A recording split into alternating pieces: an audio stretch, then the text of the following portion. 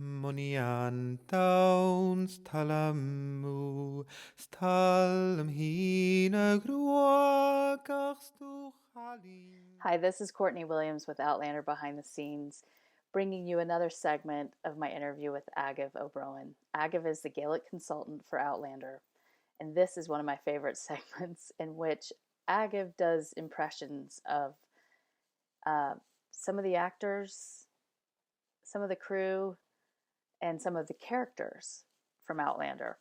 Very entertaining. We also discuss William Shatner, and yeah, enjoy. All right, we're live. It's alive. We're live. You're a fantastic mimic, and you enjoy that. If you feel like it, I would like you to pick a few Outlander people to mimic. I want to see people, and I want to see characters, because you do both. I developed a reasonable Prince Charlie by Andrew Gower impersonation the other night there. He's got incredible poise, and the way he gets the intensity, that slightly insane intensity in his eyes, and the way he shuts his mouth after everything is said, you know. Because you have seen, you believe. And blessed are those who have not seen and yet believe. But today is the day, James. Mark me, before this day is over, I will make a believer of you. Mark me, James. The rightful king of Scotland will sit on the throne. Mark me, James. That is brilliant. I would follow him. I'm high-fiving you. Come on, buddy, give it to me. Boom. Yeah. You know, I was saying that, you know, that there's this far off corner as far away from being a diva as possible, and Stephen Walters inhabits that corner. Well, hello, folks. I just want to say, actually, I think it was Doreen from Milton Keynes. Thank you for pointing out that I have a lot of nasal hair. Thank you for that, and paying attention. That's good, that. Well, Stephen once said to me when we were standing on set, he received a coffee from one of the runners, and Stephen being Stephen, he's like, "Oh, thanks very much, thank you very much." You know, it's so gracious. But he turns around to me with the coffee in his hand, and he says, "Do you know, man, if I ever start expecting someone to bring me a coffee, if I start like getting that sort of entitled way where I think someone should bring me a coffee at all times, just shoot me." And that's the measure of the man, you know. Have you, speaking of Stephen Walters, did you see the exchange between him and William Shatner? Oh yeah.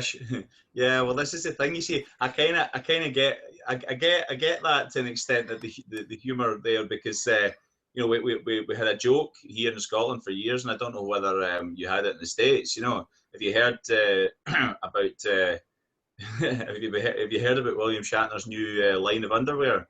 Yeah, Shatner pants. Because here, I don't know whether it's the same in the States or Canada or Australia or whatever, but here, shat is the past tense of, well, you know what, you know. Yes, it is the same here, but we don't speak quite so beautifully as you do, so it's not used very often. Yeah. Yeah, it's funny, the William Shatner phenomenon. I've just been sort of watching that out the corner of my eye going, okay, I'm not really sure what that's all about, but hey, crack on. I know, I don't get it either. But he's good fun. I like him. Totally. Oh, he's definitely a good humoured fella. Anyway, it brings me to the ballad of William Shatner. Yeah, Mr. Shatner, you're a class act. On my second day in Switzerland, I had crosswords with Billy Shatner. Oh yeah. And he thought that I had taken LSD. It was only laughter after all. I meant sincerely.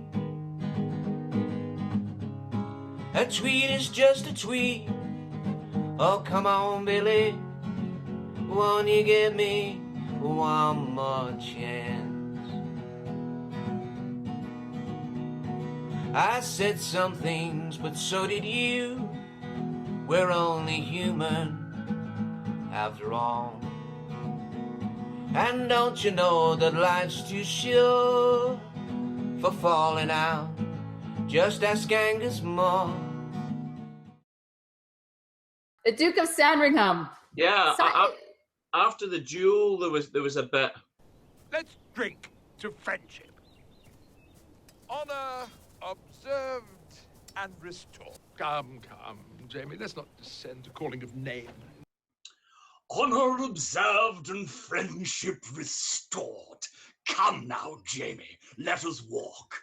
I can't remember the exact line, you know. Yeah, that's close enough. Come now, surely there's no need for that kind of violent behavior. No, I used to do a Frank, but I don't know whether I can remember what the line it was that I used to do. It was. The Highland Army was completely exposed, and they then charged into the teeth of, musket fire, cannons, mortars. It was a rather interesting catalogue of 19 blown operatives. Wait, what was that scene? That was a good Frank, though. Maybe that was a bit that was cut out of the scene. Yeah, I don't remember any operatives. How about Ron? But it's just, as I say, he's just always that mellow. He just sort of floats up to you in the coffee queue and goes, This is our Gaelic speaker, Àdhamh. Hey, Adam. I'd like you to take a look at the Gaelic now. There's the Rupert one, aye.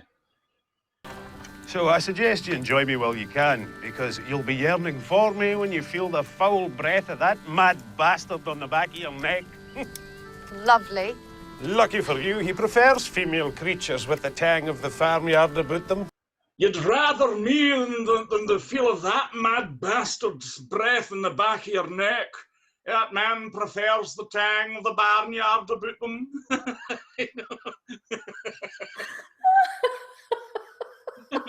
Yeah, that was good. How about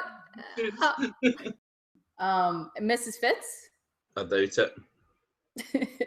I could do her. We could do a scene together. Come with me. I should find you something to eat, something to wear that's a bit more, well, a bit more. We'll have to see if we can get you something a bit, well, just a bit more. I say this to my kids all the time. You miss breakfast. You miss breakfast. That's the one. That's it. I gave him a kick down the front of my dress. I even gave him a wee kick down the front of my dress. Oh, she's good. It's wonderful to see you and talk with you. Thank you. Thank you, Valley.